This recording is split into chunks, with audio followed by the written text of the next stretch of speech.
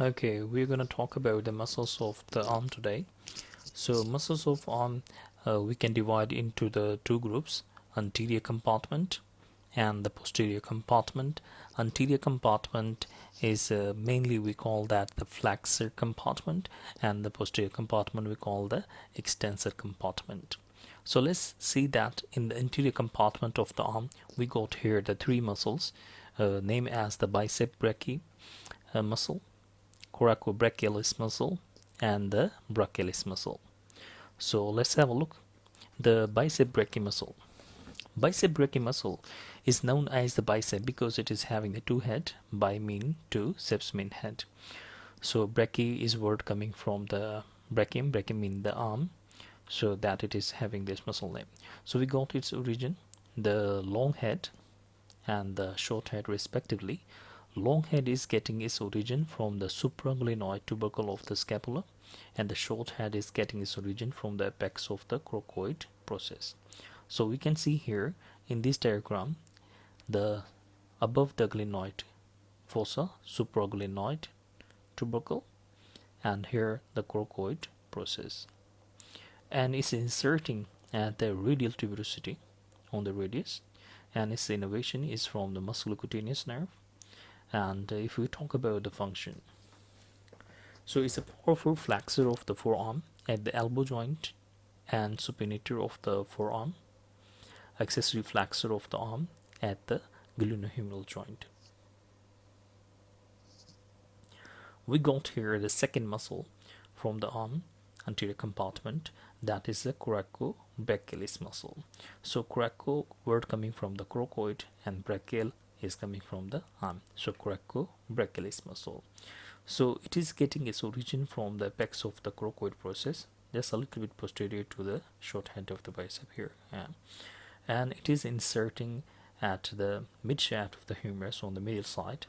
It is having the linear roughened place that to insert on it. It getting its innervation from the musculocutaneous nerve, and the function flexor of the arm at the glenohumeral joint. If we look at it in this way, that is its origin, apex of the coracoid, insertion at the mid shaft of the humerus on the middle side. Okay, the third muscle, the brachialis muscle. Brachialis muscle is originating from the mid of the shaft anterior aspect of the humerus. Well, we can say that from the medial lateral surface of the humerus and the adjacent intermuscular septum, and it is inserting on the ulna at the ulnar tuberosity. Its innervation from the musculocutaneous nerve. Small contribution may also come from the radial nerve. The function is the powerful flexor of the forearm at elbow joint. Let's have a look here that from the medial lateral surface of the humerus and mid shaft and inserting of the ulnar tuberosity on the ulna. Now let's talk about the posterior compartment of the arm. In the posterior compartment of arm we are having the tricep brachii.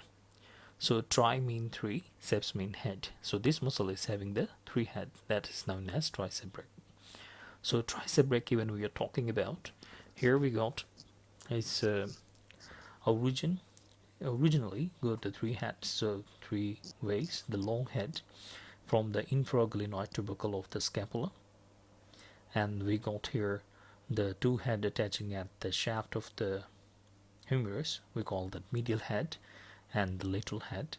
The lateral head is cut, and to visualize the medial head down, so we got here the insertion, and these three heads commonly inserting on the olecranon process of the ulna, and innervation is by the radial nerve, and the function extension of the forearm at the elbow joint, and the long head can also extend and adduct the arm at the shoulder joint, because long head is going over the through two joints. That's how it needs to work on the two joints. Let's see here the long head showing as the red color here, and the middle head is green, and the little head as cut one, showing as the yellow color. Here we go, the summary of the arm: anterior compartment and the posterior compartment. Okay, thank you very much.